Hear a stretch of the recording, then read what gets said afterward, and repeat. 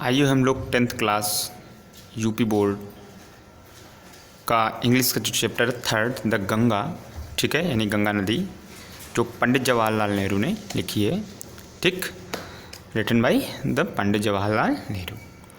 आइए हम लोग इसको पूरा पढ़ेंगे, इसके विषय में, पूरे चैप्टर के विषय में एक एक डिटेल से जानेंगे, इसकी हिंदी अनुवाद भी जानेंगे और इसमें एक एक बारीकी से इसका ट्रांसलेशन और जो बारीक सी मीनिंग है मैं आपको एक एक बताऊंगा। आप अपनी कॉपी पे उसको, किताब पे, बुक पे या कॉपी पे अपने लिखिए और नोट कीजिएगा ताकि आपको अच्छे से चैप्टर तैयार हो जाए। तो आइए हम लोग शुरू करते हैं। नंबर 1 पहला है आपका, शुरू ही करते हैं यहाँ से, स्टार्ट से बिल्कुल, अबाउट द लेस अथर। तो अबाउट द अथर के विषय में अगर हम लोग जानने की कोशिश करें तो क्या है, Pandit Jawaharlal Nehru was born on the 14 November 1888। ये देखिए जीके के क्वेश्चन है, इसलिए मैं आपको राइटर के विषय में पूरा बता रहा हूँ। इसमें मैंने आपको पिछले भी वीडियो में बताया हुआ है, इसमें भी मैं आपको बता दे रहा हूँ, ठीक है। पंडित जवाहरलाल नेहरू कहाँ बॉर्न हुए थे, तो कब 14 नवंबर को 1889 में एट इलाहाबाद पे, ठीक है। और he was a fighter of India's freedom. वो भारत जब स्वतंत्र हुआ था तो उसके एक महान क्या थे, एक सेनानी थे, ठीक है। फाइटर माने आप सेनानी बोल सकते हो या लड़ने वाला, तो उसको हिंदी में क्या कहोगे आप, सेनानी। इसके बाद फ्रीडम फाइटर का मतलब तो स्वतंत्रता सेनानी होता है ना। तो सेवरल टाइम्स, इसलिए सेवरल टाइम्स यानी कई बार, he was went to the jail, वो कई बार जेल गए, where he wrote his great books, जहाँ उन्होंने अपनी बहुत अच्छी अच्छी किताबें लिखी हैं। ही वाज लविंगली कॉल्ड, तो देखो लविंग माने प्यारा और लविंगली एडवर्ब बना दिया, तो प्यार से कहे जाते थे क्या, बाय द चिल्ड्रन, बच्चों के द्वारा, तो चाचा नेहरू, क्या कहे जाते थे, चाचा नेहरू। आफ्टर द इंडिपेंडेंस यानी स्वतंत्रता के बाद, he become the first prime minister, वो पहले प्राइम मिनिस्टर बने ऑफ इंडिया, फ्रॉम कब से कब तक, 1947 1947 टू लेके 1964 1964 तक के लिए, कब तक के लिए बने, ये आप देख सकते हो इस पर, है ना, कब तक के लिए बने, 1947 यानी 1947 से 1964। He was the true builder, he was माने वो थे, द ट्रू बिल्डर यानी सच्चे निर्माता, ठीक है। बिल्डर माने तो बनाने वाला होता है, ऑफ द मॉडर्न इंडिया यानी आधुनिक भारत को। He was the true builder, वो सच्चे निर्माण करता है ऑफ द मॉडर्न इंडिया यानी आधुनिक भारत के। He was the great orator also, और इसके साथ साथ वो अच्छे वक्ता भी थे। और ऑरेटर माने क्या होता है, ऑरेटर यानी जो बोलता है, ठीक है ना, याद रखिएगा, एडिटर जो लिखता है, ऑरेटर जो बोलता है, अच्छा, ठीक। हिज स्पीचेस यानी उनके भाषण, एंड आर्टिकल्स यानी लेख, आर सो मैनी, बहुत सारे हैं। His best known books, his best known books, जो उनकी किताबें हैं जो जानी जाती हैं, फेमस वाली, बेस्ट सबसे अच्छी, आर, देखिए ही बेस्ट नोन बुक्स, अब थर्ड फॉर्म भी लगी हुई है, ठीक है ना, तो यानी जानी जाती है, आर हैं कौन कौन सी, glimpse of the world, glimpse माने ग्लिम्सेस माने होता है झलक, क्या होता है, झलक, तो ग्लिम्स ऑफ वर्ड हिस्ट्री यानी विश्व इतिहास की झलक, ये बुक है। अगली नेक्स्ट बुक आपकी the discovery of India, Bharat की खोज, the discovery of the world यानी विश्व की खोज, एंड हिज ऑटोबायोग्राफी यानी आत्मकथा, ठीक है। ये आपकी मेन है। उसके बाद आइए अब हम लोग चैप्टर शुरू करते हैं। तो अबाउट द चैप्टर के लेसन में भी आपको थोड़ा सा मैं जल्दी बता देता हूँ। The present lesson, the Ganga is the extract from his the last will and the testament written in the 1954। इन्होंने क्या किया है इस लेसन में, जो अपने अंतिम क्षणों में 1954 में अपनी विल यानी इच्छा और वसीयत पत्र जो लिखा था उन्होंने, ठीक है, तो उसके विषय में एक्सट्रैक्ट यानी मेन उन्होंने बातें बताई हैं, ठीक है। He expressed his gratitude for the love and the affection of the all class of the India, भारत के सभी लोगों और श्रेणी के लोगों को, classes of the Indian people, भारत के सभी श्रेणी के लोगों को लव और अट्रैक्शन जो है गिफ्ट में दिया है, देन देना चाहते हैं और दिया भी है। He expressed his love for the Ganga, और गंगा के लिए भी उन्होंने आकर्षण अपना दिखाया है, which is believed of her people, लोगों के विश्वास की वजह से, है ना, और खुद उनका जो लोगों के साथ विश्वास जुड़ा हुआ है इसलिए। और he says that the Ganga has been the symbol of the India's age long culture and the civilization, Bharat के जो लंबे समय से, एज लॉन्ग का मतलब बहुत लंबे समय से, कल्चर जो संस्कृति और सिविलाइजेशन सभ्यता है, कल्चर और सिविलाइजेशन, तो उसका प्रतीक है कौन? गंगा नदी।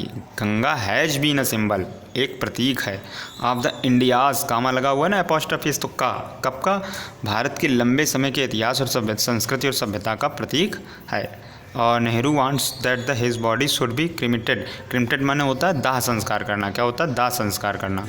और his death he wishes that a handful of his ashes be immersed in the Ganga, ठीक है।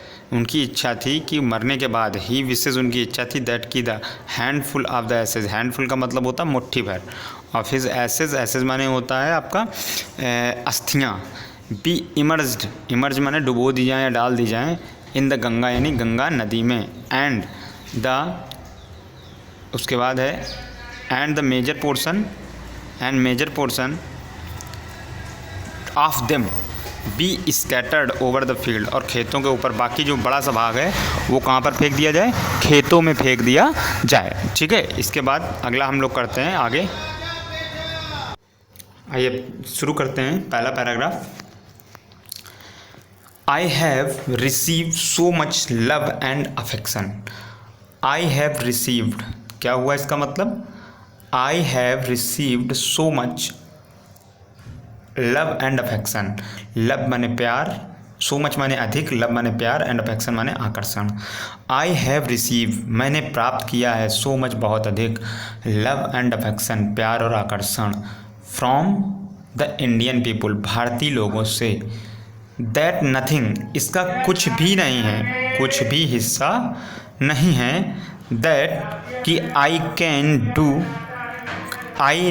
डू मैं कर सकता, ठीक है ना, कैन रिपे अदा करने के लिए, अदा कर सकने के लिए, even a small fraction, even का मतलब इवन स्मॉल फ्रैक्शन का इसका छोटा सा भाग, ऑफ इट इसका, ठीक है, इसका मैं छोटा सा भाग भी ना कर सका था, ठीक है, नहीं कर सकता था, या कर सॉरी आई कैन डू मैं करना चाहता था, ठीक है ना, can repay the small fraction of it, इसके एक छोटे से हिस्से के अदा करने के एवज में, ठीक है ना, मैं इसके विषय में कुछ करना चाहता था, ये इसका अर्थ आप लगाएंगे। फिर उसके बाद and indeed there can be no repayment of so precious a thing as affection, and और indeed there can be no repayment of the precious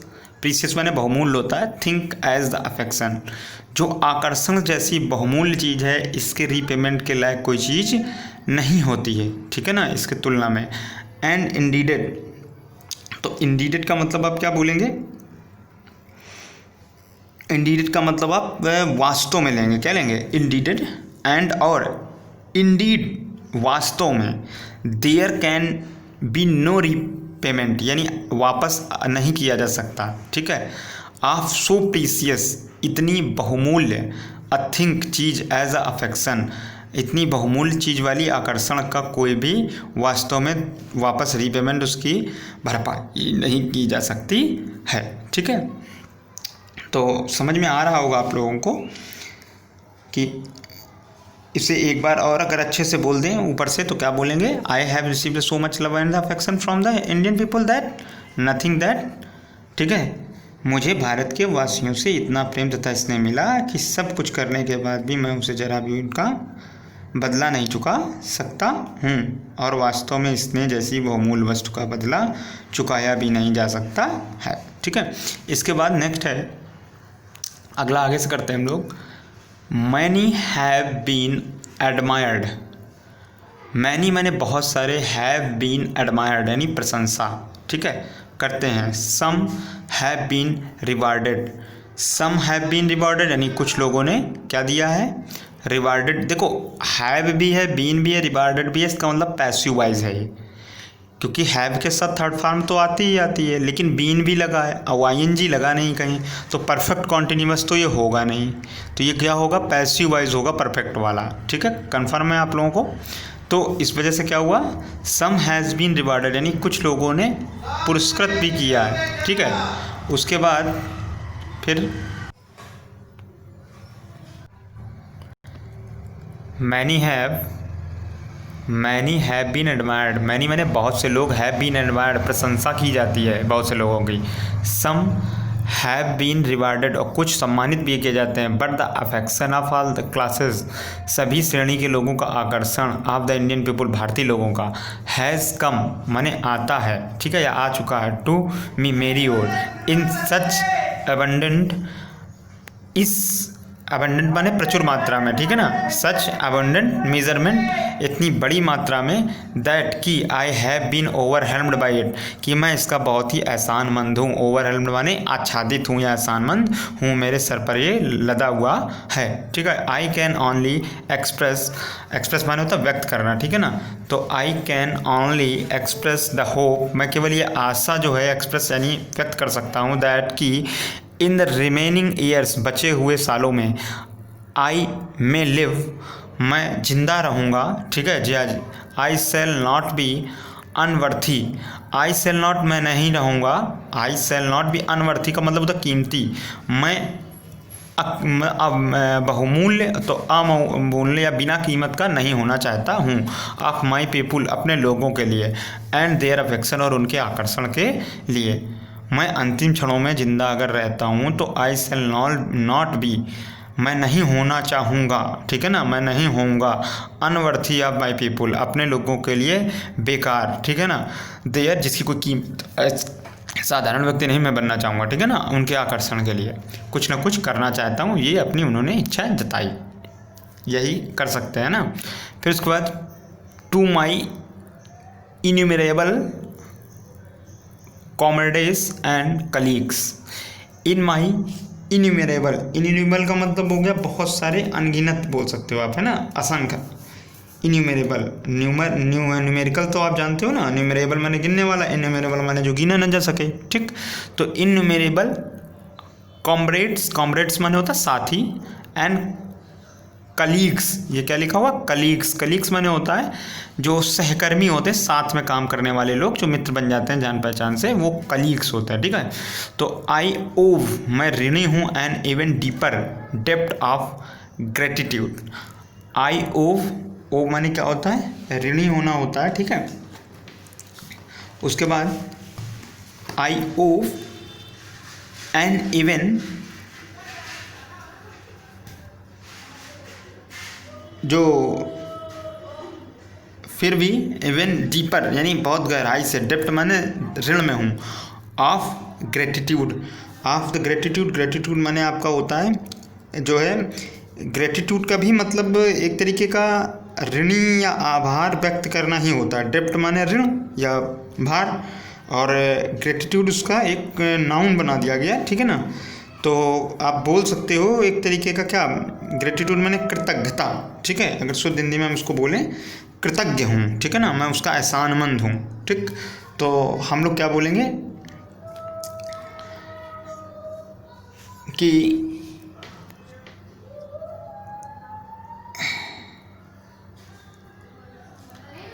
I ओव्ड an event, मैं ऋणी हूँ, एंड डीपर बहुत ही उनके, डीप का मतलब बहुत अधिक ऋण का, ऑफ ग्रेटिट्यूड उनके कृतज्ञता का। ठीक है, जो उन्होंने मेरे साथ किया। और we have been joint partners in great undertaking and have share the triumphs and sorrow. We have been joint, मैंने उन्हें क्या किया था, मैं उनसे जुड़ा था। We have been joint partners देखो अब हैव बीन पैसिव वॉइस है तो वो मुझसे जुड़े थे, ठीक है ना। We have been joint partners, वो मेरे सहकर्मियों की तरह साथ में जुड़े थे। इन द ग्रेट अंडरटेकिंग्स, और मैं उनके अंडरटेकिंग में रहा। एंड हैव शेयर्ड, और मैंने साझा किए।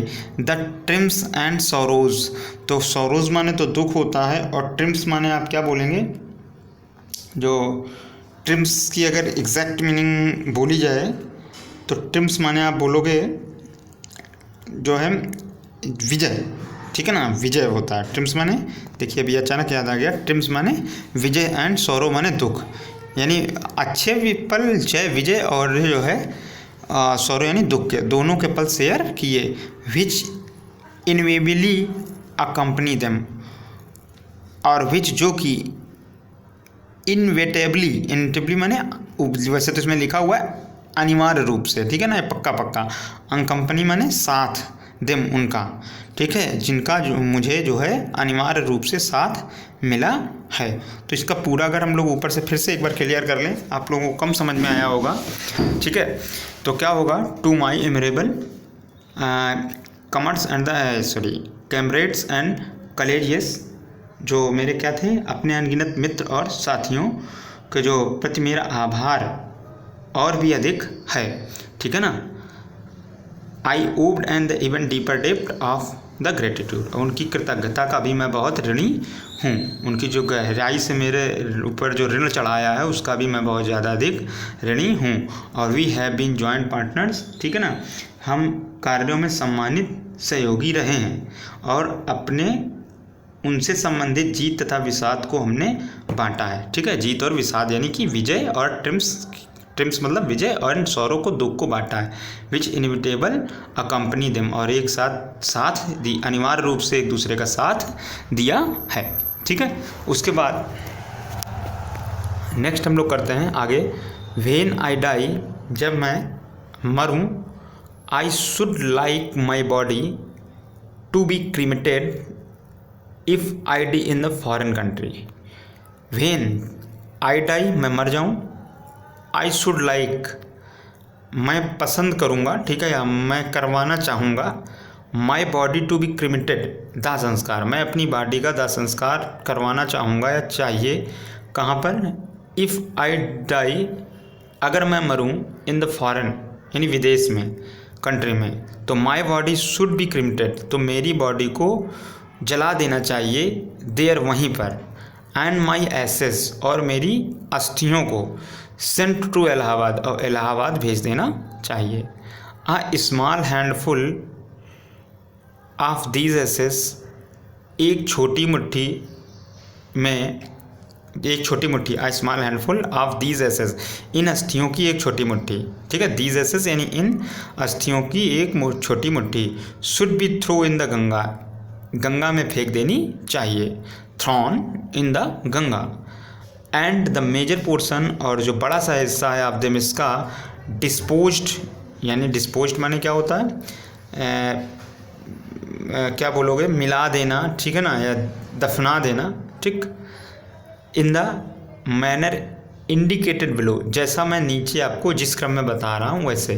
No part of these ashes should be retained और प्रिजर्व्ड, नो पार्ट यानी इसका कोई भी भाग ऑफ द दीज एसेस, इसका एसेस का, शुड बी रखना चाहिए या होना चाहिए, रिटर्न यानी वापस, रिटेन्ड यानी सुरक्षा में, और प्रिजर्व माने संरक्षित करके, सुरक्षित और संरक्षित करके नहीं रखना चाहिए, ठीक है ना। रिटेन्ड माने रखा जाना, ठीक है, रखा भी नहीं जाना चाहिए, और प्रिजर्व माने उसको संरक्षित भी नहीं करना चाहिए। नो पार्ट, कोई भी पार्ट नहीं ऑफ दीज एसेस यानी इन अस्थियों का, शुड बी रिटेन्ड, सुरक्षित किया जाए, ठीक है ना। अब इसके बाद और प्रिजर्व और संरक्षित किया जाए, ये क्लियर हो गया होगा आपको। तो इसके बाद हम लोग चाहेंगे कि अब नेक्स्ट वीडियो बहुत बड़ा हो जाएगा, मैं आपको अभी थोड़ा तबीयत भी गड़बड़ है मेरी, तो अब मैं आपको नेक्स्ट अगले वीडियो में पूरा चैप्टर मैं आपको कराने की कोशिश करूँगा, और अच्छे ग्रामर के साथ। इसमें इतना मज़ा आप लोगों को नहीं आया होगा, लेकिन इसको सीखिए।